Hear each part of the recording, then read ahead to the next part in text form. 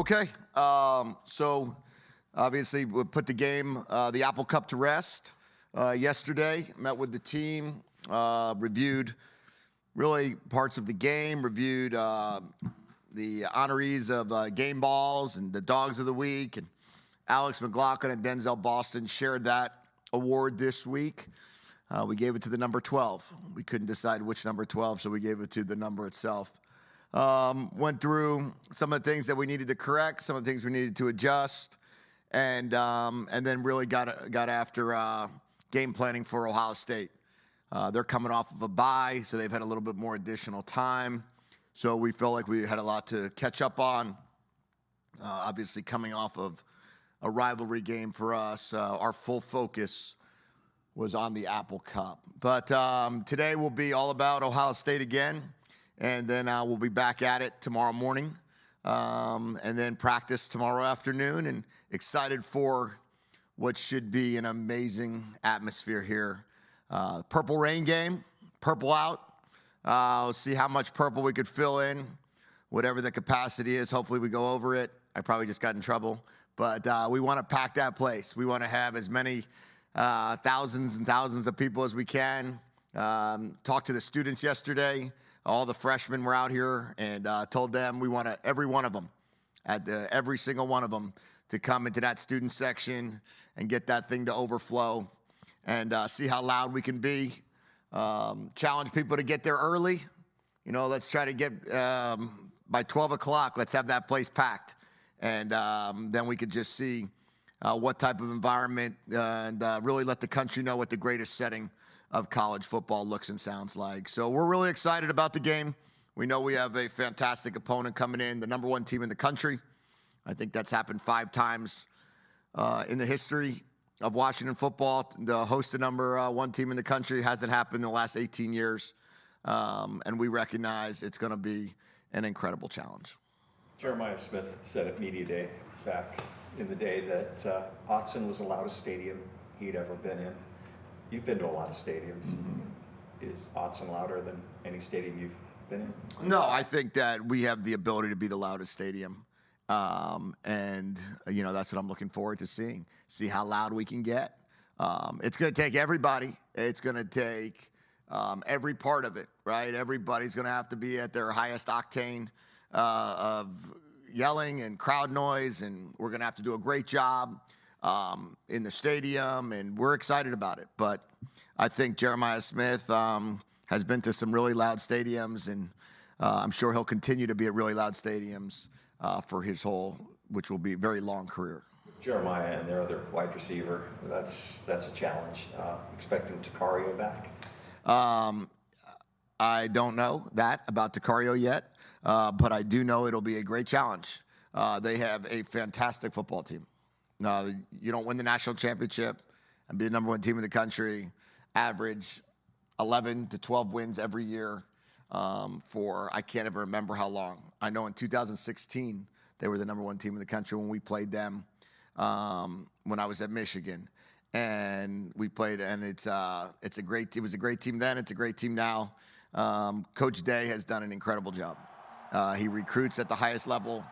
Their team prepares at the highest level. Their coaching staff is of the highest level. So every part of it will be a great challenge. It's not just Jeremiah Smith, but he's certainly one of the best wide receivers in the country. Can't go. Who gets that first shot at the other outside spot across from Ephesians?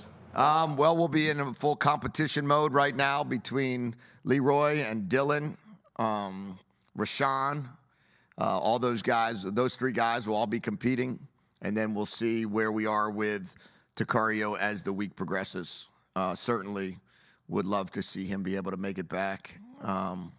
Even later in the week, it doesn't really, for him, you know, if he can make it back by Saturday at 12, we'll be good to go. What were your impressions of Dylan? I thought Dylan did a really nice job. Dylan did a really good job coming in and punched the ball out, which was a A-plus play. And then he did a great job. He had a tackle for loss. He lined up offsides on one goal line play, which is a great teaching moment. But, you know, Dylan's a true freshman. and he's going to learn a lot. But just like the other true freshmen that were playing, you get better by playing football. What's Buddha's situation? Still waiting to hear the final results, but he will not be playing this week. Does he have a chance to play, do you think?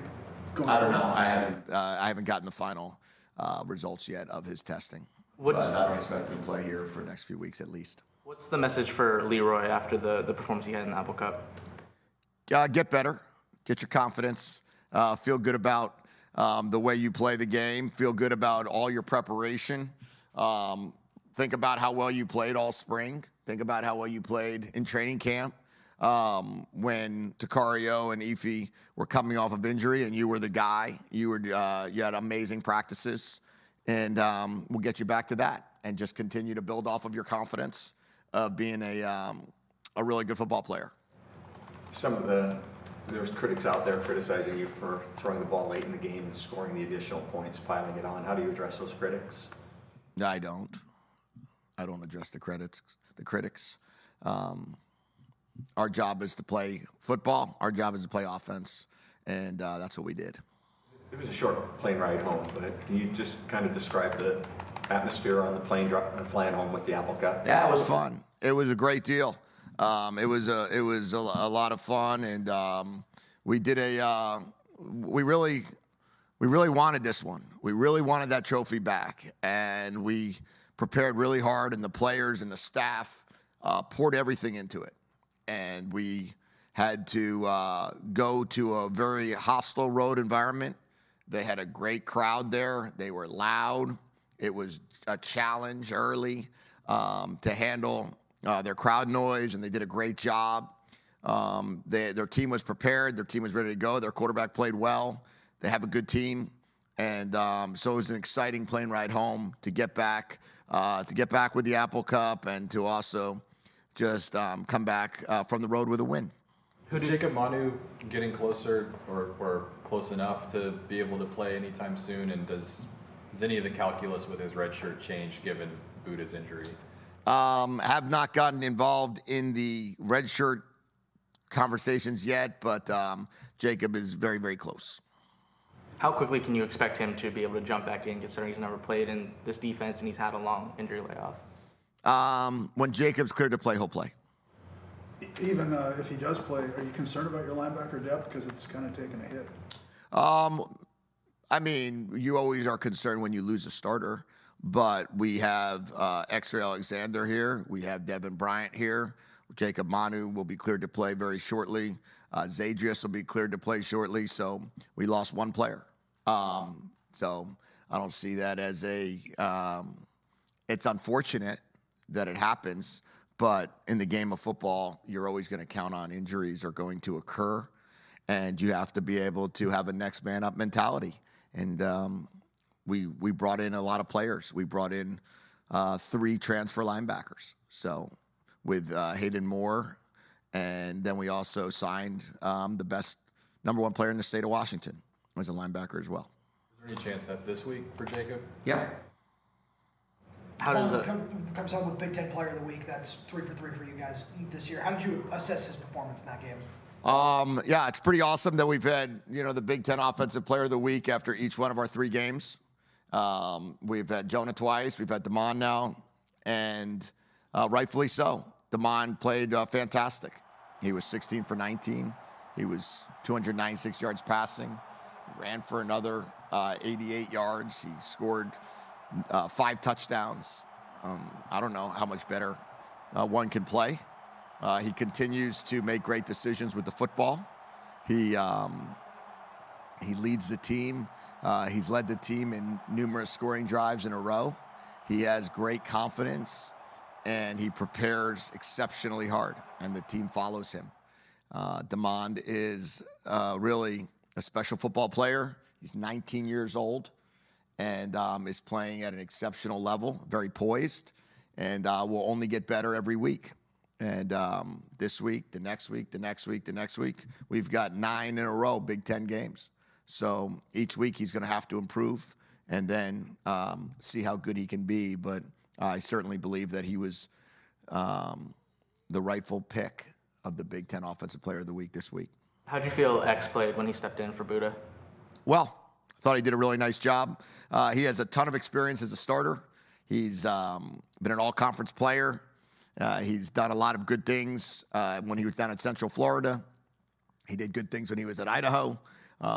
He's experienced.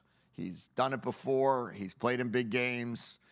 So, yeah, the reason why we brought X in here to compete for, be the starting linebacker. So he'll be that this week. He was a little underweight when he got here, and you guys suggested he bulk up. Yeah, he's definitely not underweight any longer. He's, I think, he's in a great spot physically. Looks great.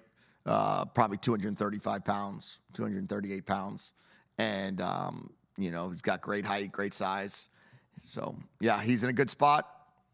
Jacob Manu's probably in a very good spot, and Devin Bryant's in a good spot. So it's always unfortunate when you lose somebody. Buddha was playing at a very high level, but we'll do the best we can to have a next man up mentality. Who's going to wear the comm helmet if Buddha's not in there? I don't know. We haven't talked about that yet. We'll talk about that in our staff meeting this afternoon. I know it's one game at a time, and you don't want to overlook the games that you've had, but that Ohio State game's been looming for quite a while. And with the way games have gone, you've been able to maybe do some things, some wrinkles that maybe make Ohio State prepare for things, and maybe you've still got some pages left in the playbook. Is that fair to say? Yeah, I mean, sure. There's always going to be pages left in the playbook. There's always going to be different schemes that you'll run against different defenses. Coach Patricia's a fantastic defensive coach. They have a great staff. Coach Day does a great job. They're going to prepare. They're going to be very well coached. They're going to have a really good game plan. So we're going to have to match that the best we can. And with their players and with their personnel, we're going to have to match that with our players and our personnel. So we're going to do the best we can to go out there and play our best game and continue to play at a very high level. And that it's not easy, no matter who you play, to go out there and execute, drive in and drive out. It's not easy, no matter who you play, to be able to complete the amount of passes that Damon's completing or get the amount of yards that Jonah's getting or Denzel. And we're going to do our very best to continue understanding that we're playing, the team that's right now the number one team in the country that won the national championship last year. Have you competed against Matt Patricia before? Sure. I've played, we've had games together against one another at different places, whether he was the coordinator or the head coach. We've been on other teams I've been on other teams that have played against Matt's defenses. And then on the same token, we became good friends as well. And I'm obviously a huge fan and have a ton of respect for Matt. How do you feel that a year of practicing against Steve Belichick defenses might prepare you for what Matt Patricia would want to throw at you? Yeah, I think that there's some certainly a lot of similarities between what Matt does and what Steve did. They're both from the same tree.